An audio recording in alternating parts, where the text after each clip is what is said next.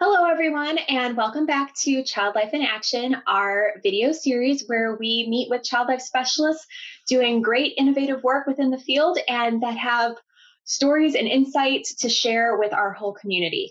I'm Megan Roloff. I am the Director of Member Engagement and Partnerships with ACLP, and today I am thrilled to be joined by two of our fantastic academic professionals who are going to talk to us all, but particularly to our student members, about how to set yourself up for success when you are suddenly online learning, whether that is by choice, whether you enrolled in an online program, or with the year that 2020 has been, perhaps circumstance has forced online learning upon you. So with that said, I'm going to turn it over to Troy and Belinda to introduce themselves. Troy, can you start us off? Introduce yourself, where you work, and what your role is. Okay. Hi, everyone. My name is Troy Pinkney, and I am the Director of Child Life Program at Bank Street College of Education, which is located in New York City. Just so happens we have been online for 5 years right now. So hopefully I'll have some wisdom to share with you about what I've learned from the students about what works best for students. Fantastic. Thank you, Troy, for being here with us today. And Belinda. Hi, everybody. I'm Belinda Hammond. I have been an online instructor for about 17 years, primarily teaching online. I have had some on-campus classes, and I do work for Eastern Washington University, where we have a track that is both online and on campus. So I can talk to the experiences that our students have had and hopefully help to guide some of you. Wonderful. Well, I'm just thrilled to have you both here that you have experience teaching online, certainly well before our current COVID situation hit. Obviously, this past spring, no one really saw that coming, and a lot of students suddenly found themselves in online learning situations that maybe they didn't choose for themselves. There's a big difference between choosing to enroll in an online degree program versus having that kind of thrust upon you. We're recording this now in September, so there are a lot of universities and colleges that are, just starting out this school year online. There are also a lot that have gone back in person, but certainly questions already coming up in news reports on how sustainable that might be. So with all of that, kind of environmental context that we're in, do you have advice for students on how to be successful as online learners? Again, whether that's by choice or if, situations change and it becomes necessary again. I would say one of the biggest things that I have talked to students who are about in online programs is how important organization is and having an organization system. Some students use things like planners, some use a wall calendar, but how important that is. And what I found over the years is students have seemed to really benefit from talking to one another and sharing those ideas. Many of the students have an opportunity and communicate outside of school, but that has been tremendously is one of the main things we talk about. How do you organize your time when it may be open-ended, and how to do that in a way? So for example, we say, pick a color for each class. And so the highlighter, the folder, everything you do is that color so that you have a system. But I think having a system is extremely important, which would be the same thing in an on-campus class, is having an organization system that you stick to and utilize is really important. And I would add to that, if you're used to taking a 3-hour class and being on campus at a certain time, mark that time off in your calendar so that you're still spending that same amount of time. It's still designated for that class. It makes it much easier to not fall behind when you have it structured. Again, the discussions are also a huge piece that if you don't have built-in conversations, if you don't have built-in Zoom, setting up time with peers, with classmates to attend office hours. I think most faculty have office hours that are available through Zoom. And just trying to find ways to build in what was normal on campus into what you're doing online so that you have that interaction. You have all of the experiences. You just need to be a little bit more structured so that you don't fall behind in a class that doesn't have those set times.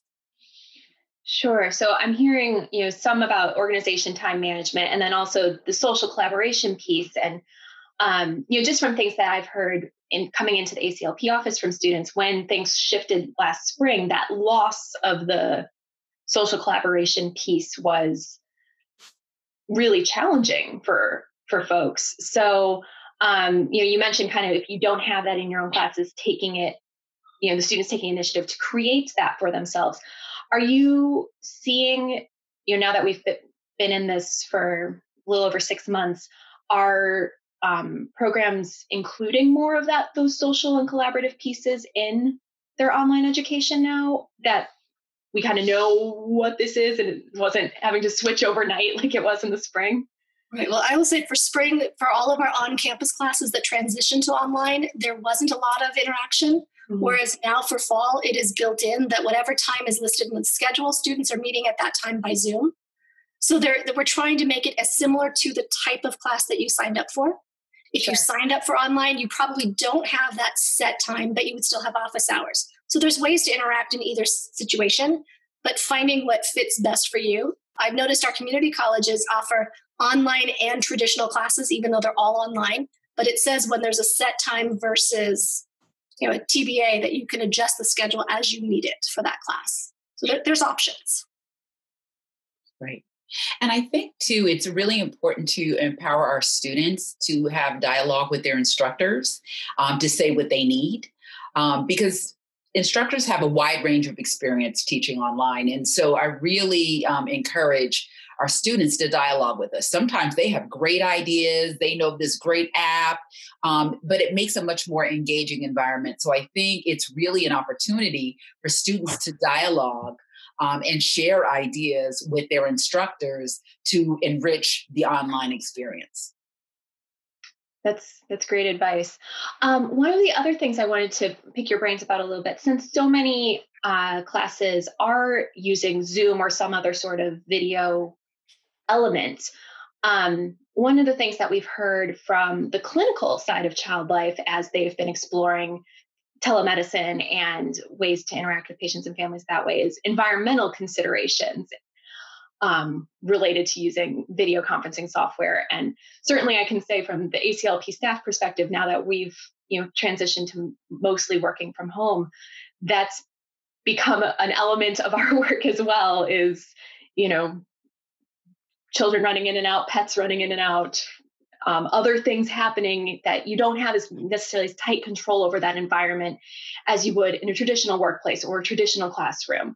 So I'm curious if you have any thoughts or advice around environment if one is engaged in online learning.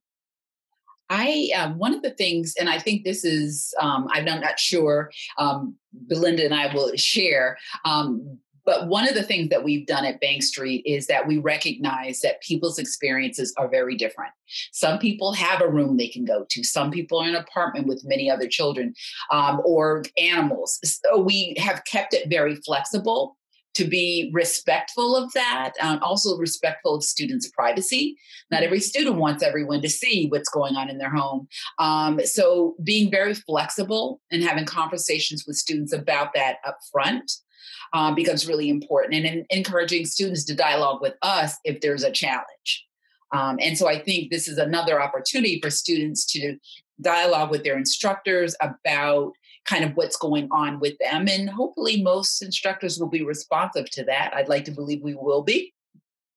But I think that becomes really important because we're in a very unique time and will be for a while. And to be cognizant of all of the challenges that exist in moving everybody online. That's a great reminder about, maybe people not wanting to let instructors, peers into that home environment that for any number of perfectly valid reasons that might not be comfortable for them. I thank you for that reminder. And I think most instructors will work with a student if there is that live element so that they know that they're there. They're still being part of that conversation. You can still talk without a camera being on. And so just, again, being in communication with the instructors so that they know what the situation is. I think most, if not all, would happily work with a student.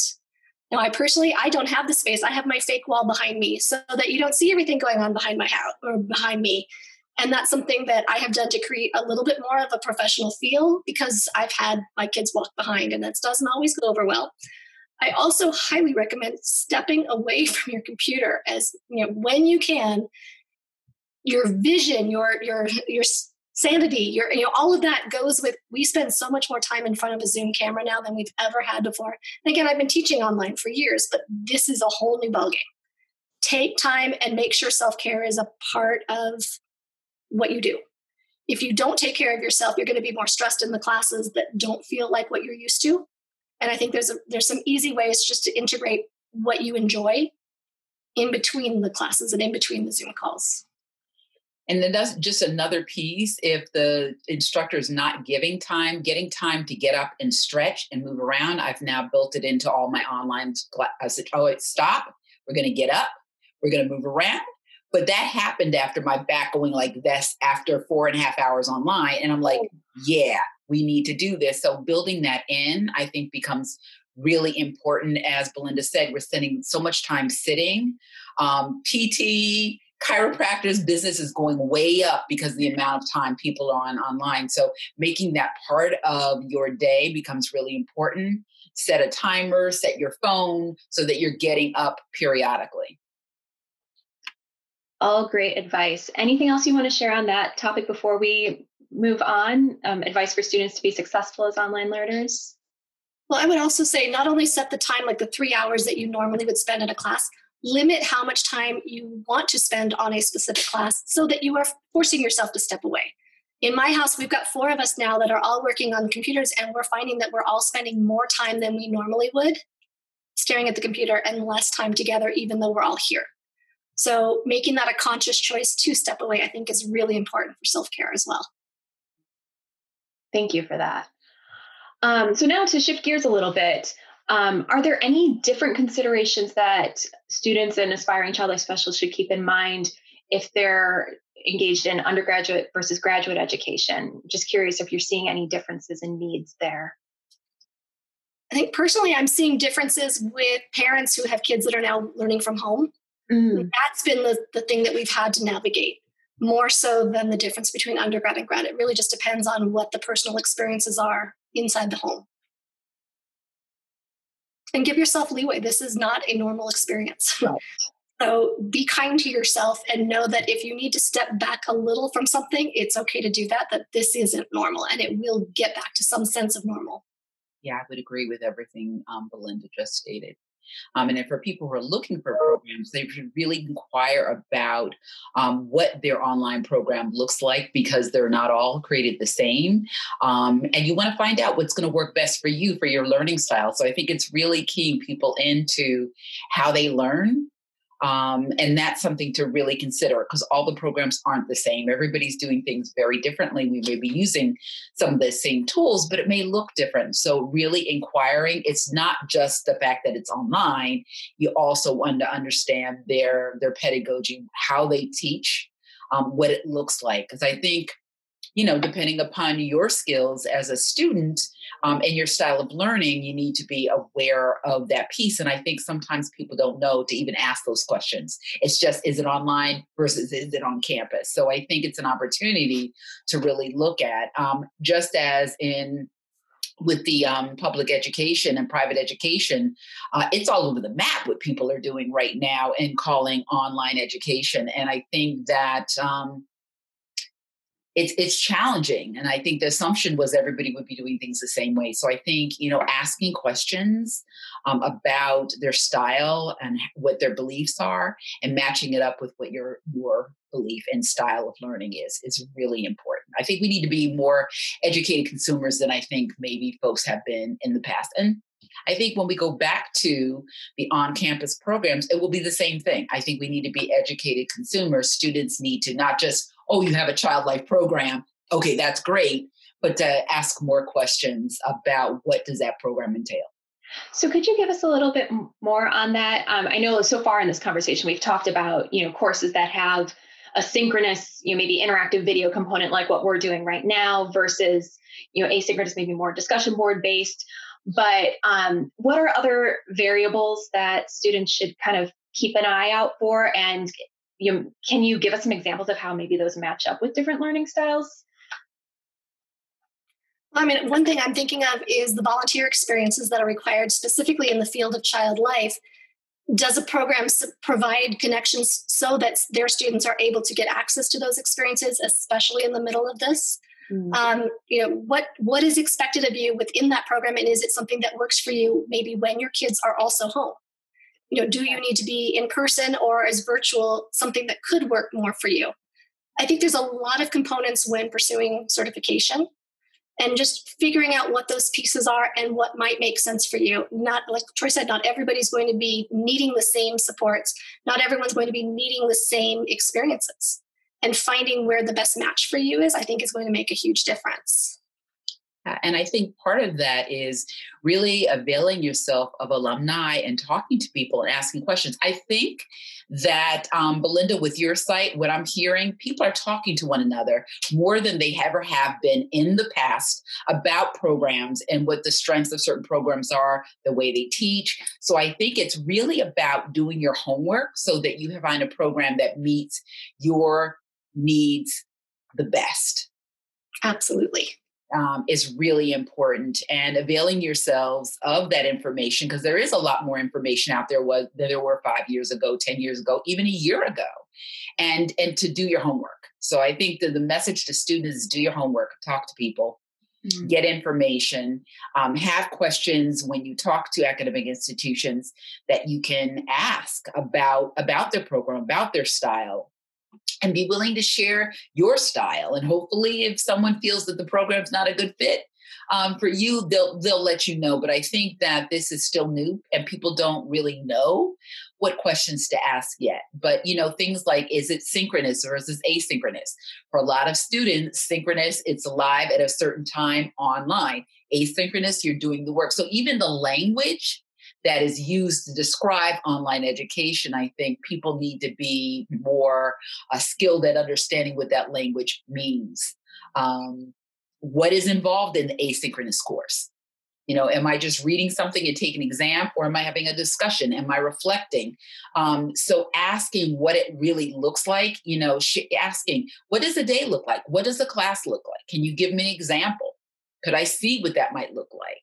I think would be really important, because the other thing that we're finding is, particularly people who are new to online, none of this makes sense until they see it. So, would you have an opportunity to do a couple screenshots of what it looks like, of maybe short video, what it looks like. So to do your homework and to ask the questions, I think is really important for students, and they always should have been doing that.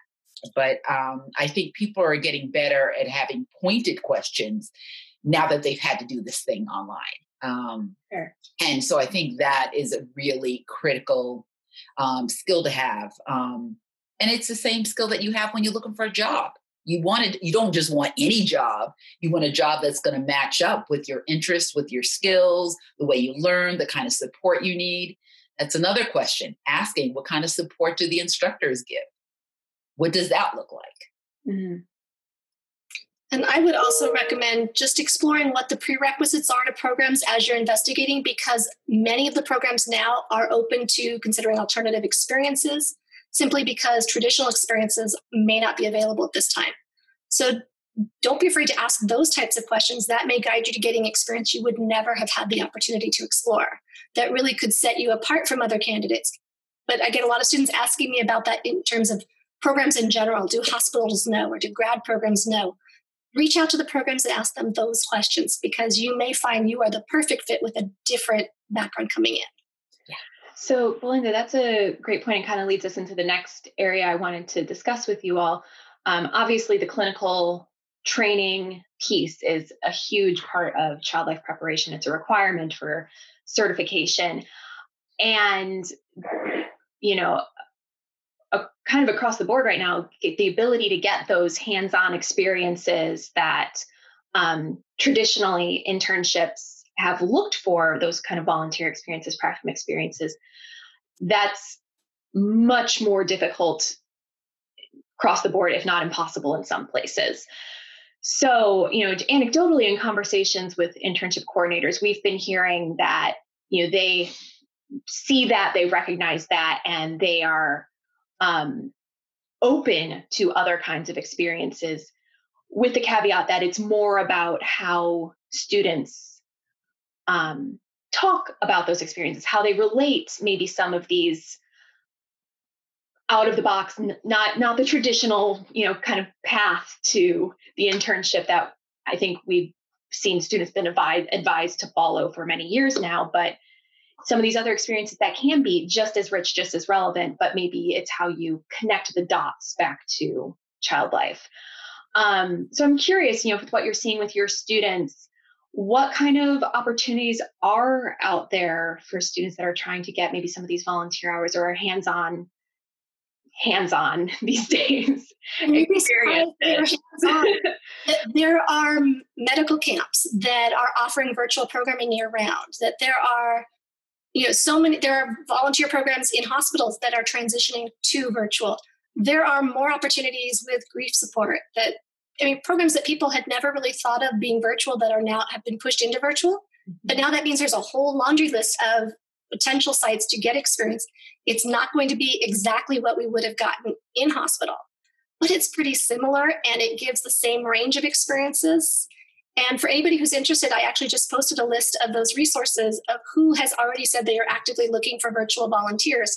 It's on the Child Life Connection Student Forum page on Facebook, and that is available to anybody who'd like to access that. And it will be updated, I'm hoping, weekly, but it was just posted today. And that should, if nothing else, know that the list isn't complete, but it will give you ideas of the types of agencies to reach out to locally, who potentially could offer a virtual experience. And some of these may also be looking for in-person. And so it depends on the state. I know every state is different, but there are so many opportunities. There's something that's going to be the right match for every student. The only thing I would add to that is I think that when it comes to the practicums and the internship, it will be very important that students start doing their homework, because it's all over the map in terms of who will accept virtual experiences and who will not. And so I think it's really important. We want to make sure that students know if you do a virtual, we cannot guarantee that they're going to be able to accept that in and of itself. So I often suggest people who are doing virtual things to also look for in-person so that they're covered. Because what I don't want to see happen is students get to the practicum and internship and told, I'm sorry, but that doesn't count. So I think depending upon where you are in the country and institutions, having a wide range and being informed, because I do find that sometimes students think, okay, this is the way this is going to count. And then they get to the next stage and are told, no, sorry, for this particular institution, we don't accept virtual experiences. So I think doing your homework is really important, particularly if you're in a geographic area and you have to stay in that area. I often will say, please do your homework to find out what's in your area, and stay up to date, because things change. Where 1 month they may say nope, next month they say yes. So go back and forth and keep refreshing your information, which I think many of the students have gotten used to doing now, particularly because of practicums being canceled or being pushed up, that people have gotten better about checking back in. Just because this month they said this, it may be different next month. So being aware of the range of opportunities and what people sites will accept is really important. Thank you both for that. And, we'll try to link to the list that Belinda mentioned with this video so that people can get there in a more direct way. So you don't have to go searching through everything. But that's all great advice. And, to students out there that are maybe listening or watching to this, I wish we had more clear-cut, definitive, this applies across the board answers for you all. It's I cannot imagine how challenging it is to be in your shoes right now. But the recurring thing that I'm hearing from academic instructors, from clinical internship coordinators across the field is they're trying the best they can to figure out what opportunities to let students back in as things are safe, as they are able, as they are getting those authorizations to do so. And knowing that, this is, I'm going to sound like a broken record of every person that's been on the news for the last 6 months, but this is an extraordinary time. And in some ways it's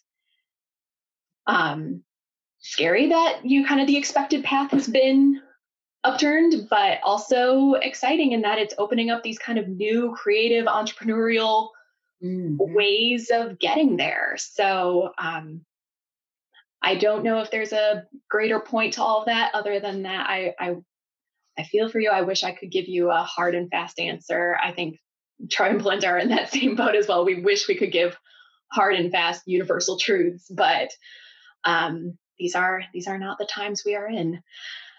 On that note, let's shift gears again. For a long time, online education has been viewed as a potential equalizer in higher education. But now that it's being done, on this scale, it's bringing up new questions of access and equity that,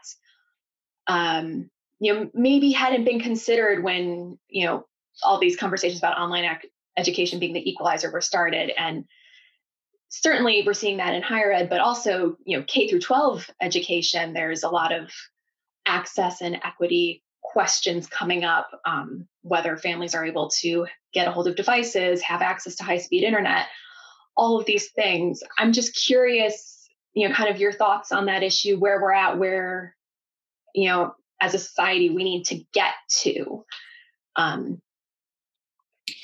I would say it really points to the equity and access issues that have always existed in this country. It's just exacerbate them so that people are more aware that they exist. Hopefully more of the academic institutions are really looking at platforms that allow for multiple points of entry. But I think when it comes to internet speed and access, it's a challenge. It's a challenge as a country that we have to address.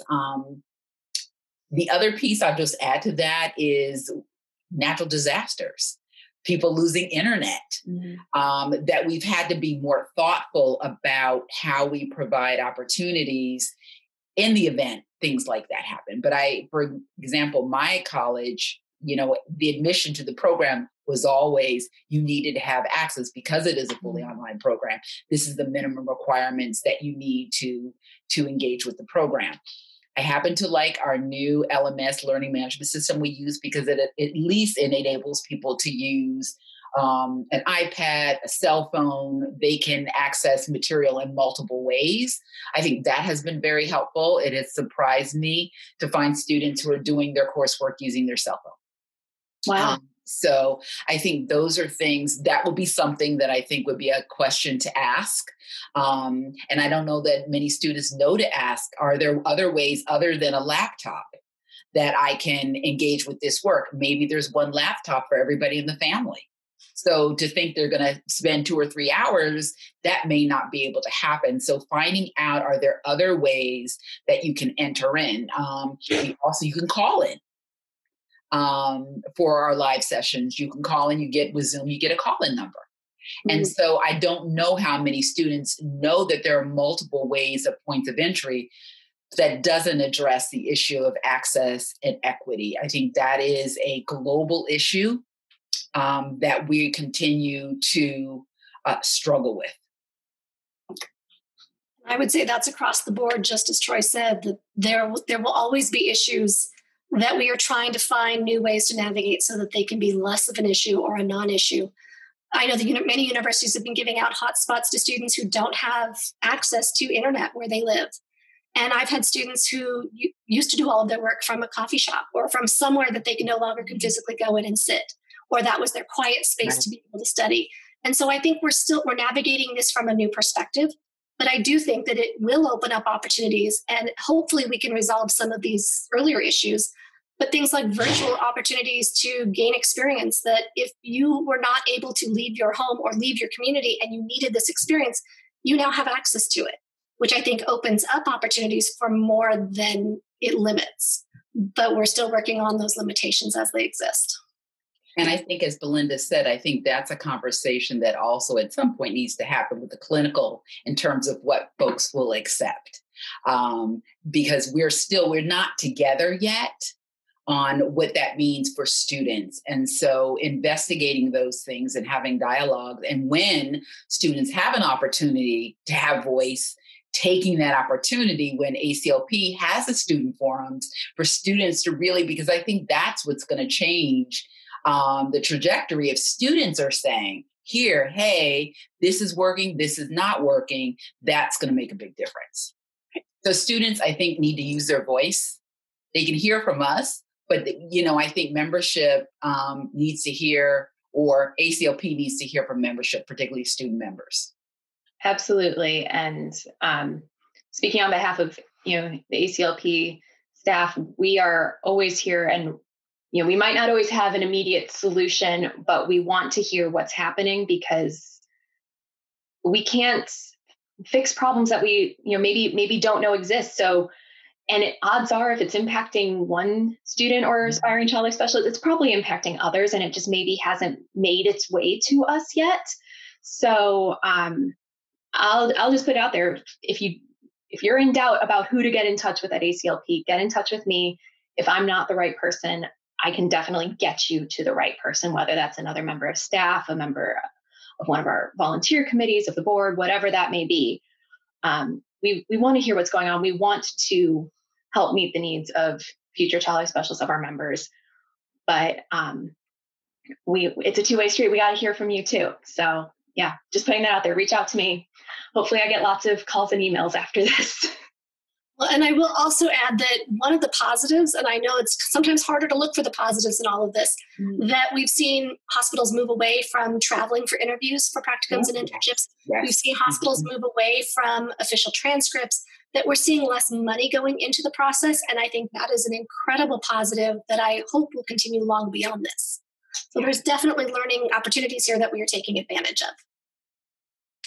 Yeah, it's, like I was saying before, it's one of those, everything's getting turned up on its head. So people are innovating and figuring out new ways of getting to the same endpoint. And it's nerve-wracking to be in the middle of that, but it's also exciting for what that will mean for, the future. So thank you both for taking some time to talk about this. And we covered a lot of ground today. So I really appreciate that. For any students that have been watching this, any aspiring child life specialists watching this, I hope there were bits and pieces that were helpful that you can take to either your current learning or wherever you are on that path to becoming certified, that there was something that can help you get to that next step.